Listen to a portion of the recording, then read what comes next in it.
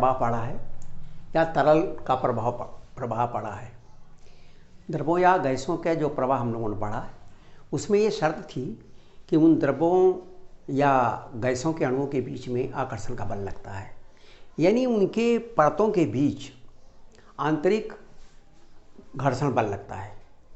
और इस तरह के द्रवों को हम शान बल कहते हैं, क्योंकि उनके अंदर जो आंतरिक घर्षण बल लगता है उसे हम शानता कहते हैं।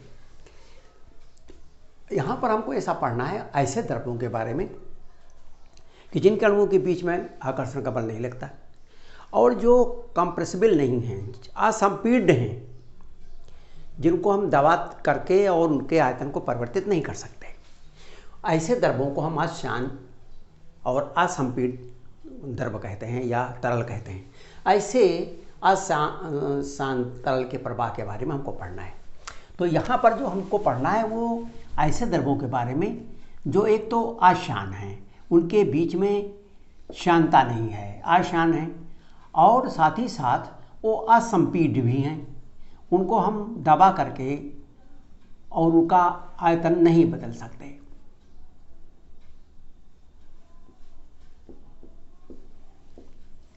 यानी नॉन विस्कस और कंप्रेसिबल, इस प्रकार के द्रव्यों के बारे में है। उसमें है आवृत्तता का नियम कि अशान और असंपीड्य धारा रेखी बहते हुए द्रव्य में किसी भी स्थान पर अनुप्रस्थ क्षेत्रफल और द्रव्य के वेग का गुणनफल स्थिर रहता है। इसे ही आवृत्तता का नियम कहते हैं। किसी अशान द्रव जो हो वो या लिक्विड जो हो या तरल हो वो अशान हो, एवं असंपीड्य हो, असंपीड्य इनकम्प्रेसिबल, और प्रवाह उसका धारा रेखी हो, धारा रेखी प्रवाह में किसी स्थान पर अनुप्रस्थ क्षेत्रफल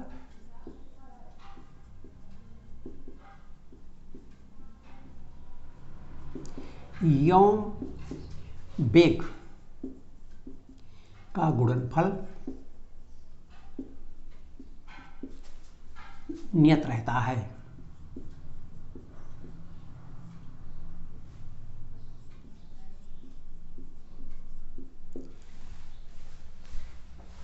इसका मतलब ये हुआ कि यदि अनुप्रस्थ क्षेत्रफल a हो और वेग v हो तो इनका गुणनफल नियतांक रहेगा, नियत रहेगा।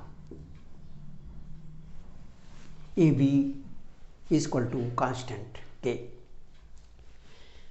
अब ये किसी अशान या असंपीड्य धारा रेखी प्रवाह वाला द्रव है। इस प्रकार का द्रव जो असंपीड्य है और अशान है, ऐसे द्रव्यों को हम आइडियल तरल कहते हैं। ऐसे तरलों को हम आदर्श तरल कहते हैं। यद्यपि इस तरह का तरल असंभव है कि जिसमें शानता ना लगे, जो बिल्कुल असंपीड्य हो, ऐसा है नहीं। लेकिन थ्योरेटिकली हम ये मान के चल रहे हैं कि ये जो हमारा नियम है ये ऐसे ही द्रव्यों के लिए है।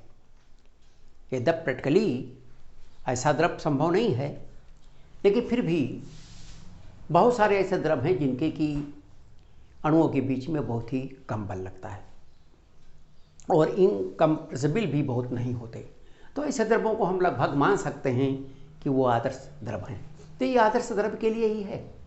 यहाँ पर हमने देखा कि ए बी नियतांक है, यानी अगर ए बढ़ेगा तो बी घट जाएगा, बी बढ़ेगा तो ये घट जाएगा, लेकिन इनका गुणनफल हमेशा निश्चित रहेगा। इसको हम इस प्रकार कह सकते हैं कि अगर हम ए और वी, ये हमारा ए है, ये बी है, और अगर बी ज़्यादा है तो ये कम रहेगा और ये ज़्यादा हो जाए तो वी कम हो जाएगा। और इसलिए इसका अगर हम ग्राफ खींचें तो इस प्रकार का ग्राफ मिलेगा। ये ए और बी के बीच का ग्राफ है, क्योंकि यहाँ से आप ध्यान से देखें तो ये प्रोपोर्शनल टू 1/v, यानी अगर एक बढ़ता है तो दूसरा घट जाता है। ये जो अपरता का नियम है इसको हम प्रूव भी कर सकते हैं। इसके प्रूव करने के लिए मान लीजिए हमारे पास कोई ऐसी नली है जिसका अनप्रस्थ क्षेत्रफल अलग अलग है। ये नली है जिसका अनप्रस्थ क्षेत्रफल a है और यहाँ पर जो वेग है वो v1 है और इसका अनप्रस्थ क्षेत्रफल a1 है। ये पतली नली है और यहाँ पर जो अनप्रस्थ क्षेत्रफल है वो a2 है और द्रव का जो वेग है वो v2 है। तो ये जो हमारे पास दो स्थान हैं, एक चौड़ी नली में है और एक सकरी नली में है, इसको हमने मान लिया कि ये हमारा स्थान एक P है और एक दूसरा स्थान हमारा Q है। P पर आप देखें अनप्रस्थ क्षेत्रफल A1 है, वेलोसिटी v1, यानी 1 सेकंड में द्रव कितनी दूर चलता है वो दूरी v1 है और इसलिए इसका आयतन प्रति सेकंड प्रवाहित होने वाला आयतन A1 v1। यदि द्रव का घनत्व रो हो तो प्रति सेकंड प्रवाहित द्रव का द्रव्यमान P पर प्रति सेकंड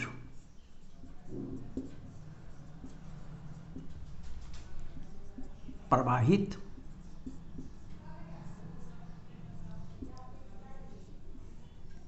द्रव्यमान A बराबर हो जाएगा mp।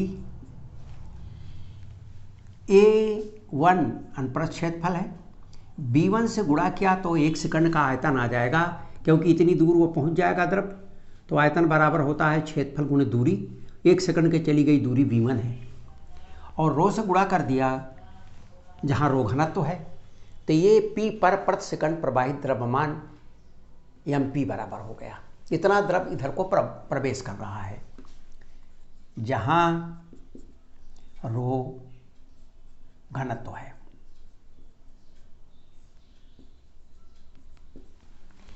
इसी प्रकार Q पर प्रति second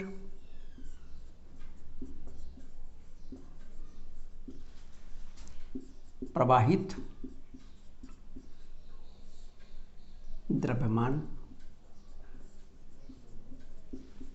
mq A2 v2 into rho. द्रव केवल इधर से प्रवेश करता है, यहाँ से निकलता है और कहीं भी द्रव का प्रवाह नहीं हो रहा है। दीवारों से द्रव का प्रवाह नहीं हो रहा है। दीवारें ठोस हैं, इनसे द्रव नहीं बहेगा। P पर जितना द्रव आएगा Q पर उतना ही द्रव आगे निकल जाएगा। तो चूंकि mp एंड mq बराबर है, जितना द्रव प्रवेश करेगा उतना ही द्रव आगे निकलेगा। चूंकि यदि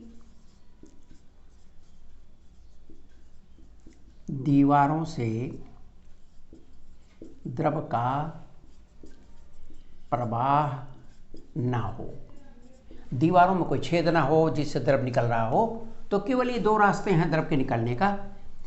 तो इसीलिए mp बराबर mq, जिसको हम लिख सकते हैं A1 b1 रो A2 v2 रो, और इसलिए A1 v1 बराबर A2 v2। इसी तरह से और कोई स्थान पर ले लेंगे तो वो भी हो जाएगा और ये हो जाएगा आपका नियतांक। और इसीलिए इसको जनरलाइज कर दीजिए, हर कहीं भी लेंगे तो हर जगह अनप्रस्थ क्षेत्रफल और वेग का गुणनफल वही आएगा, इसलिए जनरल कर दिया AB = के, यह नियतांक। तो ये हो गया हमारा अवृत्तता का नियम। अब ये जो धारा रेखी बहता हुआ द्रव है, जो हम लोगों ने अभी अवृत्तता का नियम का क्वेश्चन किया है, इससे संबंधित इसका एक हम छोटा सा एग्जाम्पल करते हैं।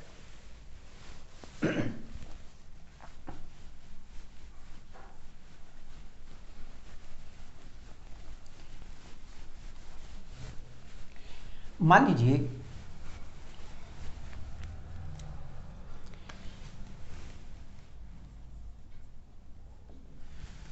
किसी नली में आज शानदार प्रवाहित हो रहा है, क्षैतिज नली है। यदि किसी क्षैतिज नली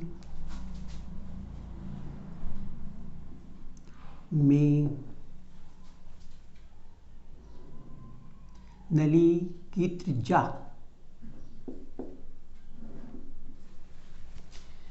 10% कम हो जाए तो द्रव का वेग कितने प्रतिशत बढ़ जाएगा?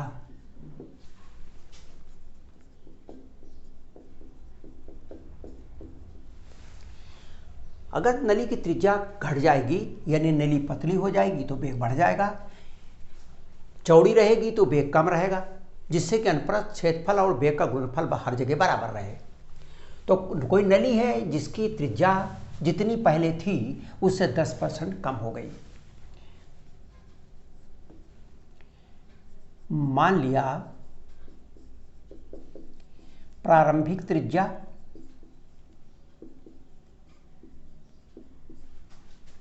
बराबर R,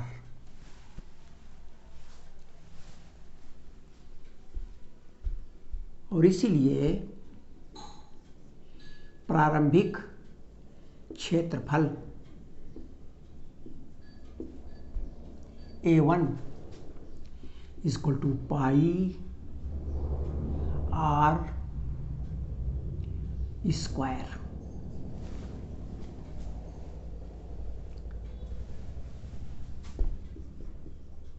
तथा प्रारंभिक वेग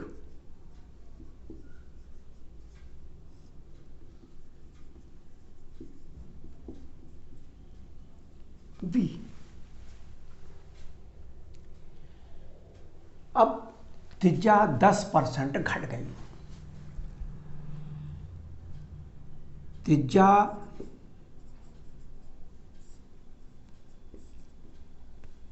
घटी हुई त्रिज्या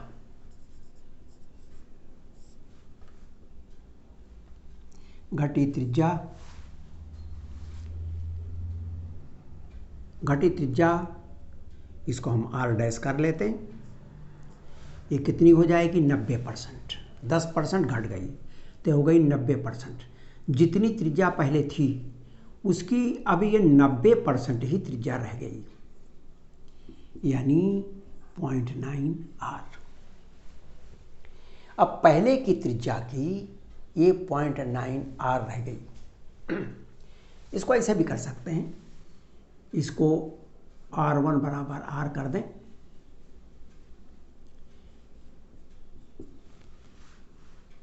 और A1 बराबर पाई R1 स्क्वायर की जगह पाई R स्क्वायर, और फिर इसको R2 कर देते हैं।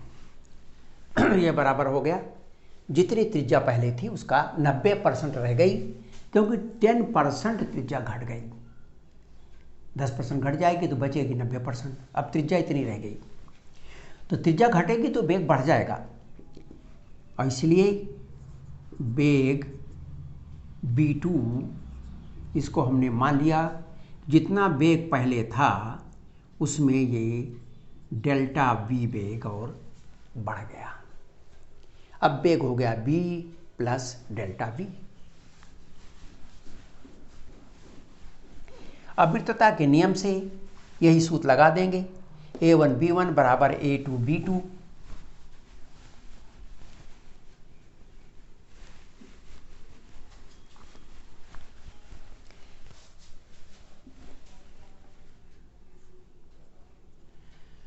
आवृत्तता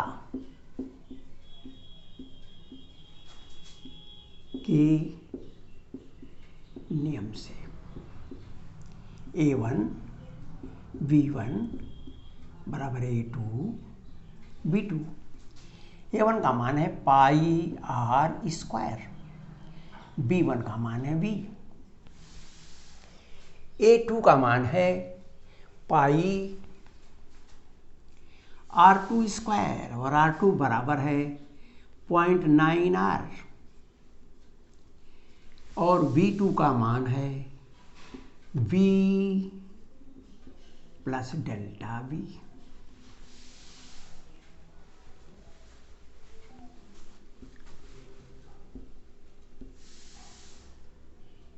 ये हो गया, पाई से पाई कट जाएगा, आर स्क्वायर से आर स्क्वायर कट जाएगा, यहाँ बचा V, यहाँ बचा 0.9 का square that is equal to 0.81 V plus delta V।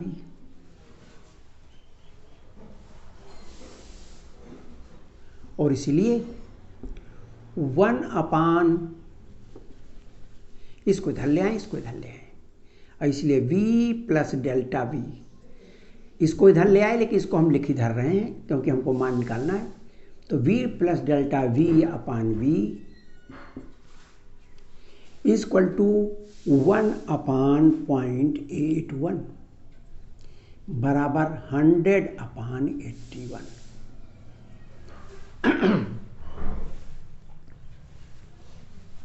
या 1, जब इससे इसमें डिवाइड करेंगे तो 1 बचेगा, इससे इसमें डिवाइड करेंगे तो बचेगा डेल्टा V/V, 100/81। और इसलिए डेल्टा V/V बराबर 100/81 माइनस 1, ये 1 इधर से उधर गया, 100 में से 81 घट जाएगा तो बचेगा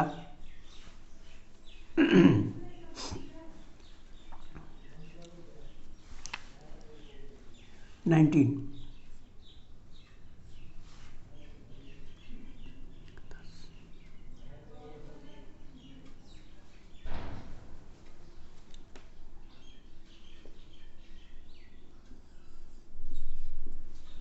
और इसलिए प्रतिशत वृद्धि, इसलिए प्रतिशत वृद्धि, तो वेग में कितनी प्रतिशत वृद्धि होगी, यह आ जाएगा डेल्टा V/V, इसको प्रतिशत वृद्धि निकालना तो हम मल्टीप्लाइड बाई 100, तो आपका हो गया 19/81 इंटू 100। अब इसको हम डिवाइड करके निकाल लेते हैं, को डिवाइड करेंगे तो आपका आ जाएगा 81 1900, 2 जा 2 1 जा 2, 2 8 जा 16,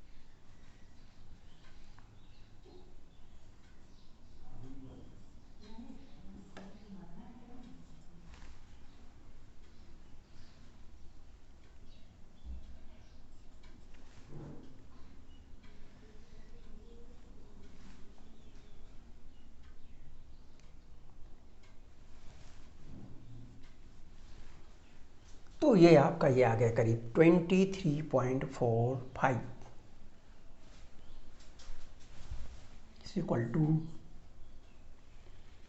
23.5%।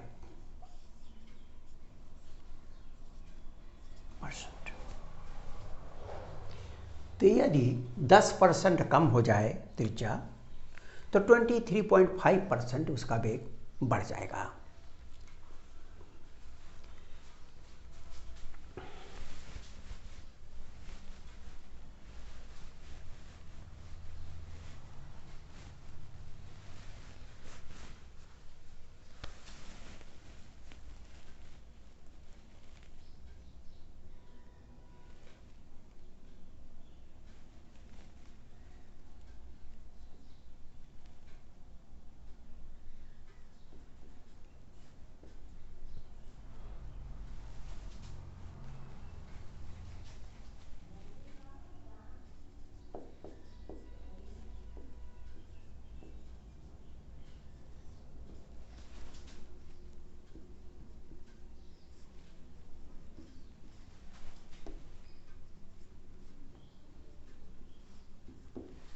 धारारेखी तरल की ऊर्जा,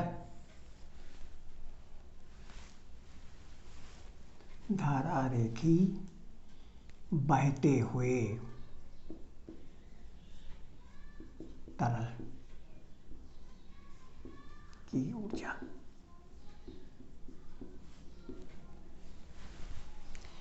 यह आसान द्रव के लिए ही है, ध्यान रखें, यह भी आसान द्रव के लिए ही है।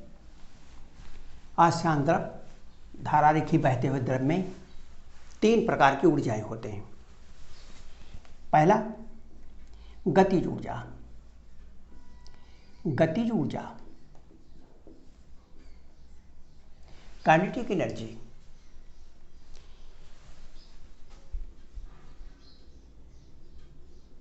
द्रव का वेग v हो तो यम द्रव्यमान की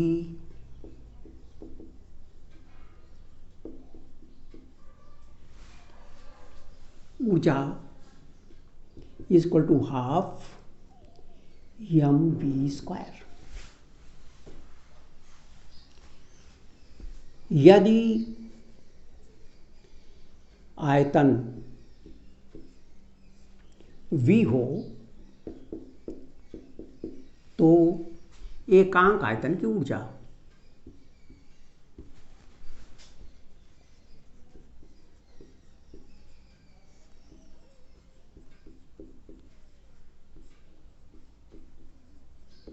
एकांक आयतन की गतिज ऊर्जा, ये तो यम द्रव्यमान और v आयतन की गतिज ऊर्जा है। इसको हमने अगर v से भाग दे दिया तो एकांक आयतन की गतिज ऊर्जा आ जाएगी। ये बराबर हो गया 1/2 m/v v², और m/v इक्वल टू होता है घनत्व, तो हो गया 1/2 ρ v²। ये एकांक आयतन की गतिज ऊर्जा है।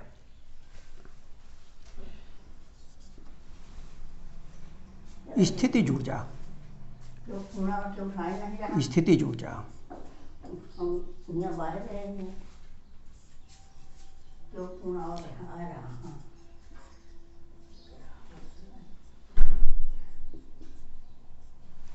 स्थितिज ऊर्जा, अब स्थितिज ऊर्जा ये बराबर होती है mgh। द्रव की अगर h ऊंचाई पर द्रव की ऊंचाई h हो, द्रव्यमान m हो, तो उसकी ऊर्जा हो जाएगी mgh।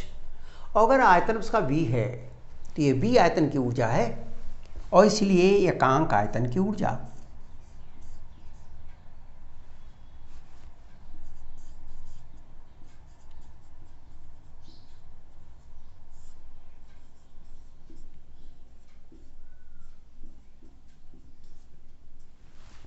एकांक आयतन की ऊर्जा हो जाएगी mgh, v से भाग दे दिया, और m/v बराबर होता है घनत्व, तो इसलिए हो गया ρ g h। तो ये ऊर्जा हो गई एकांक आयतन की स्थितिज ऊर्जा। और एक तीसरे प्रकार की ऊर्जा होती है जिसे हम कहते हैं दाब ऊर्जा। तरल में एक तीसरे प्रकार की ऊर्जा भी होती है। वैसे सामान्यतः ठोसों में तो दो ही प्रकार की ऊर्जा हम लोगों ने पढ़ी कि स्थितिज ऊर्जा और गतिज ऊर्जा। स्थिति के कारण, किसी स्थिति के कारण जो ऊर्जा होती है वो स्थितिज ऊर्जा, और गति के कारण जो ऊर्जा होती है गतिज ऊर्जा। लेकिन द्रव्यों में एक तीसरे प्रकार की ऊर्जा भी रहती है।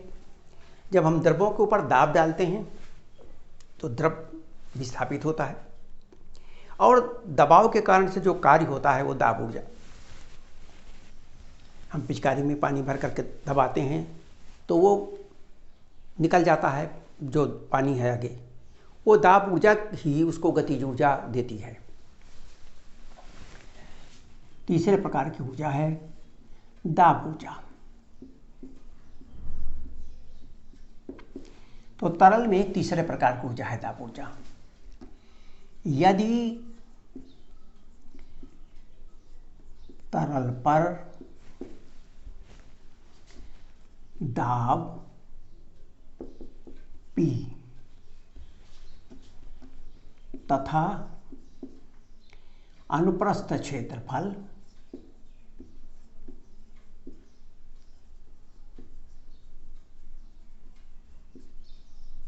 A, तो बल F = P × A। यदि विस्थापन x हो रहा हो, यदि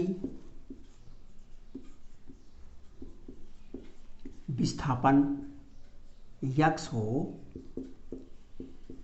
तो दाब द्वारा कार्य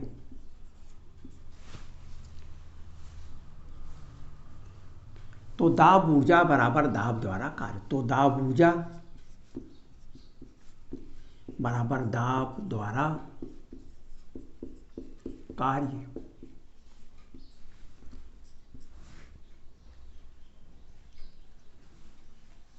अब दाब द्वारा कार्य कितना होगा? बल गुणे विस्थापन F × x। F बराबर है P × A × x, और A × x ये बराबर होता है आयतन। ये A है और ये x है, तो ये इसके बीच का जो आयतन है ये बराबर है A × x बराबर B। जैसे इसका आयतन निकालना हो तो A × इसकी लंबाई, A × x, इसके अंदर का कितना जगह है, तो A × x बराबर V, और इसलिए ऊर्जा बराबर हो गई P × V, चूंकि AX बराबर V।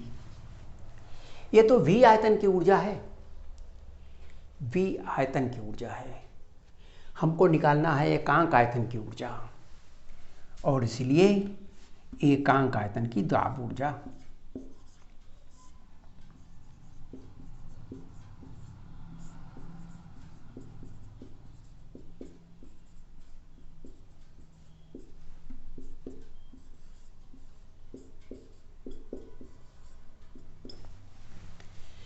तो इस प्रकार हमने देखा कि जो आयस्कांत द्रव है या तो प्रवाहित हो रहा हो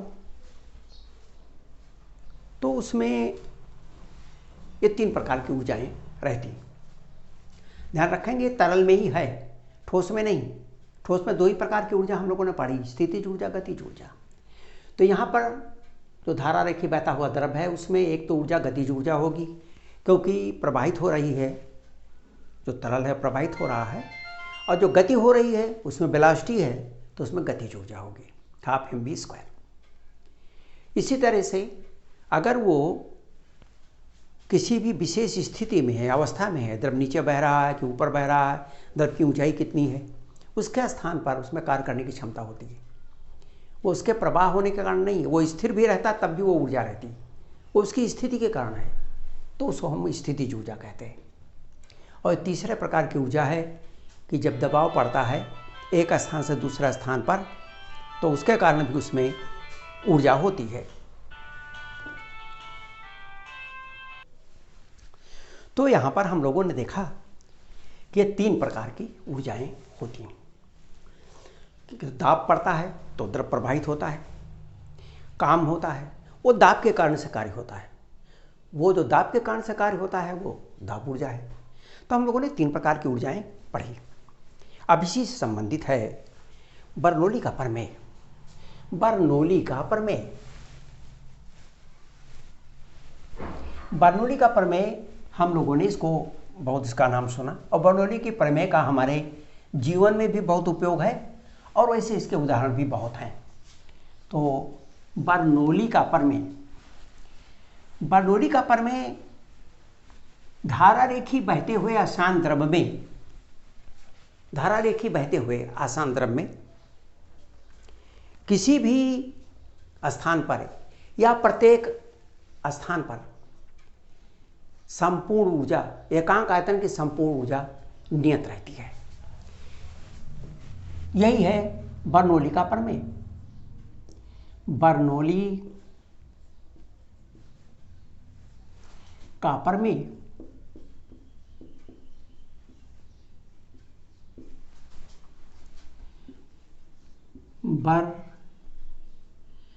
बर्नौलीज थ्योरम।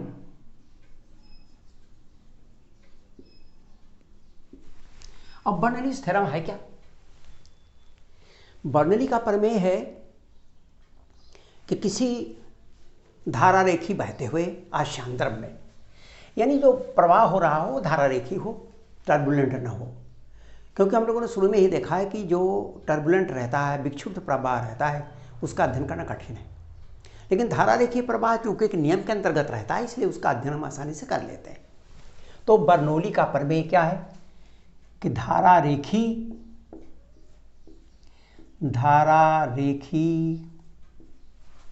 बहते हुए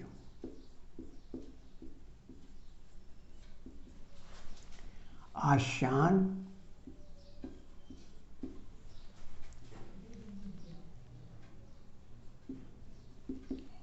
असंपीड्य तरल में प्रत्येक स्थान पर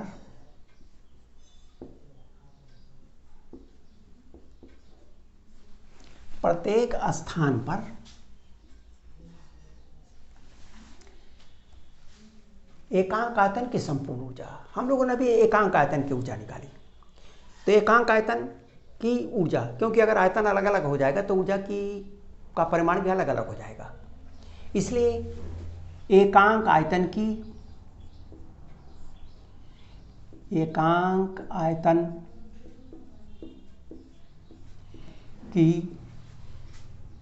संपूर्ण ऊर्जा, एकांक आयतन की संपूर्ण ऊर्जा मीन्स एकांक आयतन की गतिज ऊर्जा है प्लस एकांक आयतन की स्थितिज ऊर्जा प्लस एकांक आयतन की दाब ऊर्जा। संपूर्ण का मतलब इन सारी ऊर्जाओं का, एकांक आयतन की इन सारी ऊर्जाओं का जोड़। एकांक आयतन की संपूर्ण ऊर्जा नियत रहती है, अर्थात हम इसको मैथमेटिकली लिख सकते हैं, एकांक आयतन की गतिज ऊर्जा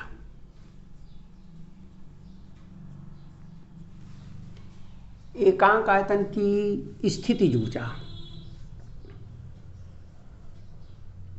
और प्लस एकांक आयतन की दाब ऊर्जा बराबर के, यानी नियतांक।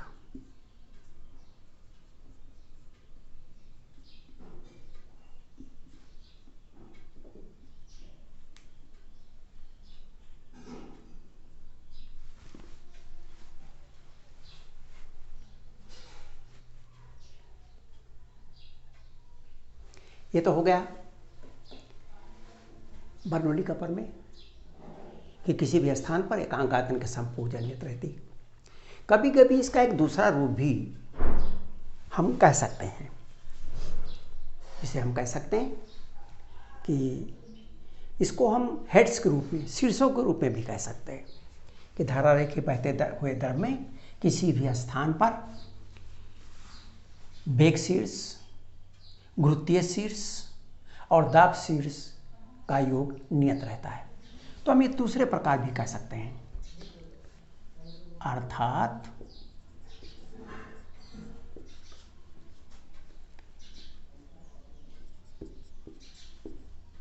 प्रत्येक स्थान पर वेग शीर्ष,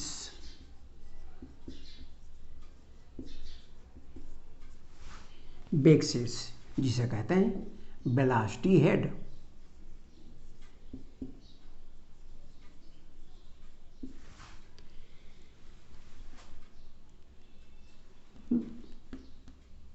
वेग शीर्ष, गुरुत्वीय शीर्ष,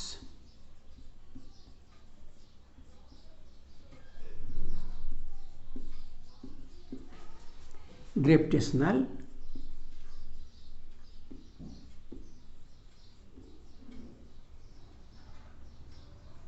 हेड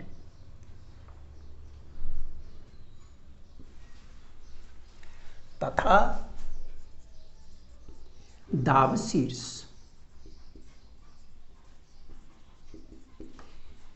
प्रेशर हेड।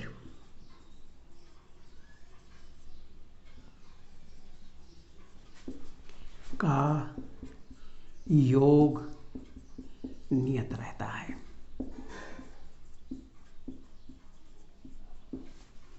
अब इसमें वेग शीर्ष, गुरुत्वीय शीर्ष और दाब शीर्ष क्या है? इस पूरे समीकरण, एक समीकरण को आप रो और जी से डिवाइड कर दीजिए।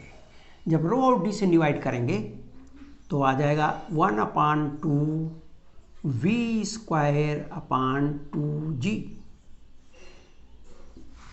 इसे कहते हैं वेग शीर्ष। इसको रो जी से भाग दे देंगे तो आएगा h। यह है गुरुत्वीय शीर्ष। इसको रो जी से भाग दे देंगे तो p/ρg। इसे कहते हैं दाब शीर्ष। तो ये हमारा वेग शीर्ष, ये वेग शीर्ष है, ये गुरुत्वीय शीर्ष है और ये दाब शीर्ष है। ये है वेग शीर्ष,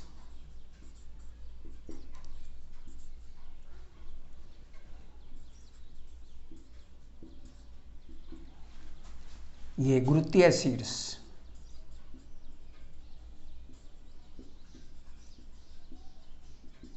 और ये है दाब शीर्ष। राइट।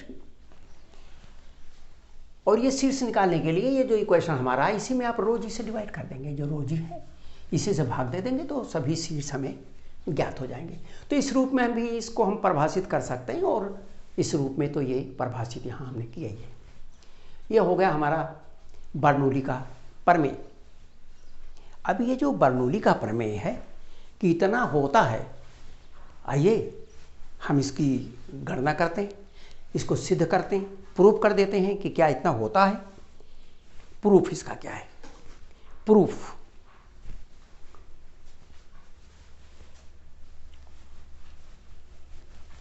अब इसको प्रूफ करने के लिए हमने एक ऐसी नली ली जिसका अनुप्रस्थ क्षेत्रफल भी अलग अलग हो, ऊंचाई भी अलग अलग हो, और जिसके कारण इसके प्रेशर और ये सारी चीज़ें सभी अलग अलग हो। इस तरह का हम एक नली लेते हैं।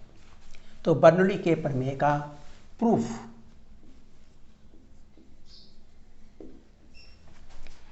हमने एक ऐसी नली ले ली, ऐसी नली ली इस तरह की,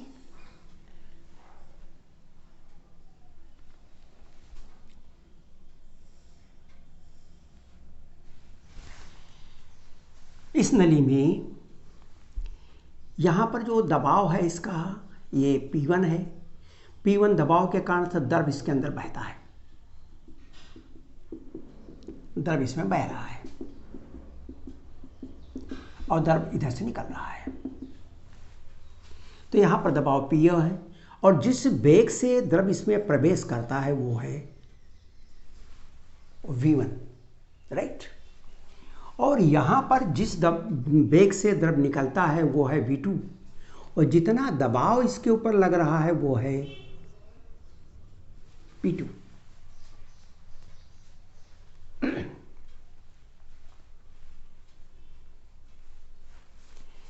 अब यहाँ पर P1 दाब के कारण, ये हमारा बिंदु, इसको हम मान लेते हैं x, इसको मान लेते हैं y, ये दो इसके सिरे हैं। x पर P1 दाब के कारण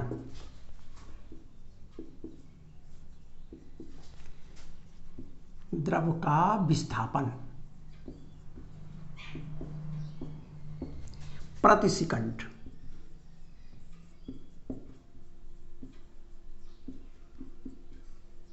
v1, 1 सेकंड में द्रव जितनी दूरी चला उसे हम वेलोसिटी कहते हैं v1। 1 सेकंड में द्रव के द्वारा चली गई दूरी, और वो P1 के कारण दाब ना होता तो द्रव भरा रहता। तो P1 के कारण, V1 दाब के कारण द्रव का विस्थापन प्रति सेकंड, 1 सेकंड में कितनी दूर चला v1, और अनुप्रस्थ क्षेत्रफल इसका जो है ये है A1। इसलिए कार्य कितना हुआ, इसीलिए द्रव पर होने वाला कार्य, द्रव पर होने वाला कार्य प्रति सेकंड कितना कार्य हो रहा है,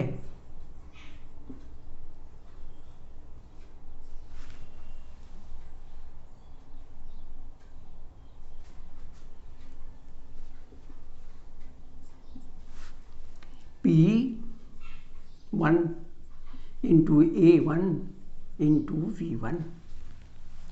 P1 A1 V1 ये द्रव पर होने वाला कार्य है जो प्रति सेकंड यहां पर हो रहा है, राइट, पर सेकंड। और y पर इसी प्रकार y पर, अब y पर जो P2 दाब है ये द्रव को बाहर निकालता है। इसका मतलब यहां P2 द्रव द्वारा कार्य हो रहा है, जो ये P2 दाब पड़ रहा है उसके कारण ये द्रव यहां बाहर निकल रहा है। तो यहां पर द्रव कार्य कर रहा है क्योंकि द्रव बाहर निकल रहा है। तो इसी प्रकार y पर द्रव द्वारा होने वाला कार्य,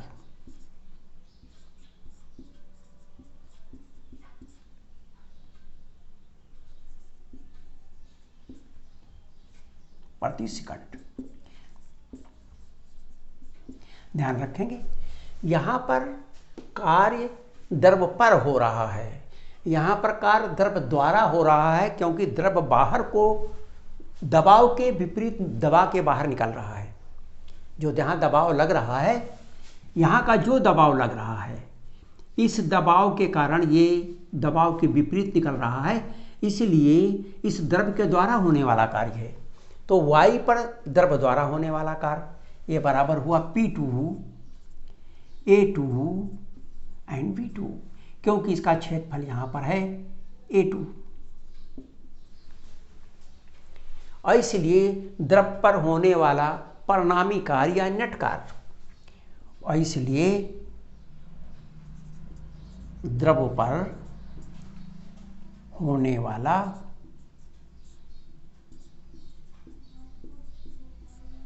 नेट कार्य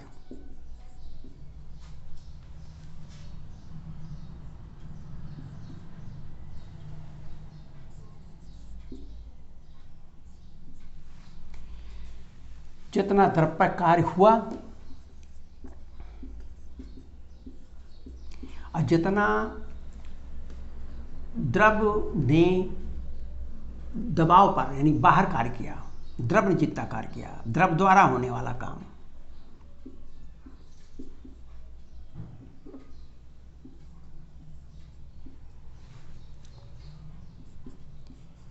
P1 A1 P1 minus P2 A1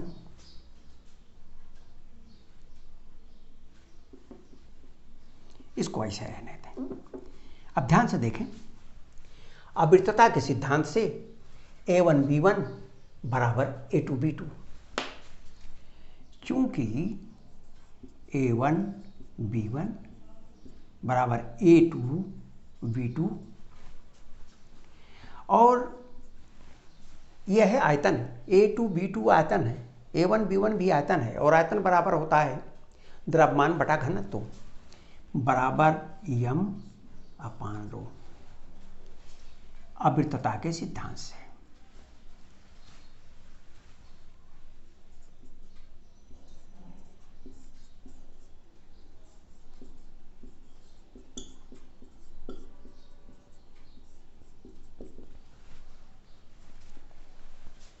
A1 B1 बराबर A2 बराबर m अपान रो, इसलिए इसकी जगह भी m अपान रो, इसकी जगह भी m अपान रो, तो ये हो गया P1 minus P2 into m अपान रो। ये इस द्रव के ऊपर होने वाला नेट कार्य है और द्रव के ऊपर दबाव के कारण से जो नेट कार्य हो रहा है वो दो प्रकार की ऊर्जाओं में परिवर्तित हो जाता है। वो इस द्रव की गतिज ऊर्जा को भी बढ़ा देता है और इस द्रव की स्थितिज ऊर्जा को भी बढ़ा देता है। द्रव पर होने वाला नेट कार्य द्रव की गतिज एवं स्थितिज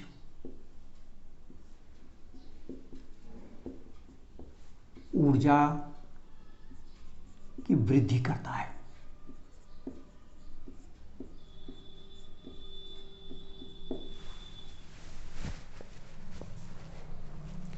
ध्यान रखेंगे इसका द्रव्यमान m है, इसलिए ये भी जो द्रव यहाँ पर द्रव है उसका द्रव्यमान m हुआ। जहाँ पर m प्रवाहित होने वाला, पर सेकंड प्रवाहित होने वाला द्रव का द्रव्यमान है, जहाँ m द्रव का प्रति सेकंड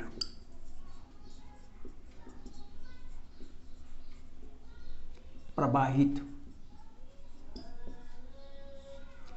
द्रव का द्रव्यमान, तो यहां पर अगर आप ध्यान से देखें तो ये भी m द्रव्यमान की गतिज ऊर्जा, m द्रव्यमान की स्थितिज ऊर्जा की वृद्धि करेगा। इसीलिए नेट कार्य P1 माइनस P2 m अपान रो, ये बराबर हो जाएगा गतिज ऊर्जा की वृद्धि। गतिज ऊर्जा की वृद्धि हो जाएगी हाफ m, वृद्धि होगा तो V2 ज़्यादा होगा और V1 कम होगा। इस प्रकार स्थितिज ऊर्जा की वृद्धि होगी तो mg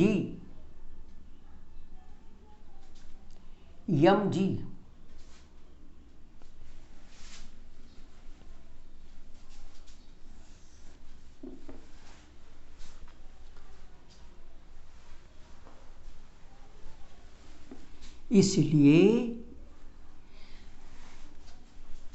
दाब ऊर्जा की वृद्धि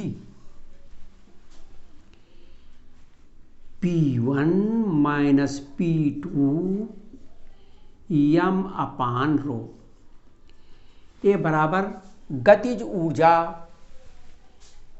की वृद्धि। गतिज ऊर्जा की वृद्धि होगी half m V2 square minus V1 square plus स्थितिज ऊर्जा की वृद्धि रो जी तो कॉमन रहेगा H2 माइनस H1। द्रव पे होने वाला नेट दाब ऊर्जा ये दो कामों में खर्च होती है। एक तो द्रव की गतिज ऊर्जा में वृद्धि करती है, ये दाब ऊर्जा की वृद्धि है, और ये स्थितिज ऊर्जा की वृद्धि है। अब बस इनको पक्षांतर करते हैं। ध्यान से रख देखें, यहाँ यम हर जगह है।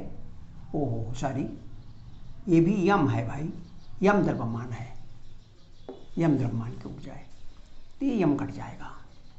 अब ये हो गया P1 माइनस P2, रो से गुणा करोगे, रो V2 square upon 2,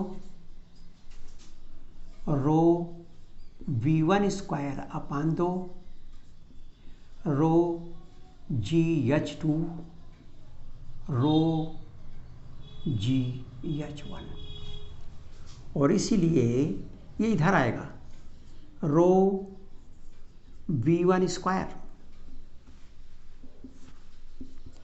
1/2 rho V1 square plus rho GH1 plus P1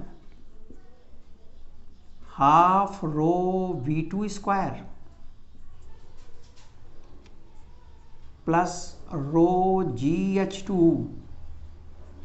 plus P2 equal to dot dot dot equal to K। इसके अलावा किसी और जगह लेंगे तो भी उतना ही आएगा, और जगह लेंगे तो भी उतना ही आएगा, यानी हर जगह कहीं भी लेंगे तीनों प्रकार की ऊर्जाओं का योग उतना ही आएगा, अर्थात स्थिर रहेगा। हम इसको जनरलाइज कर देते हैं, जब सब जगह इसका मान यही है तो फिर V1 और V2 ये सब लिखने की कोई ज़रूरत नहीं है। और इसीलिए half rho V square rho GH plus P equal to K।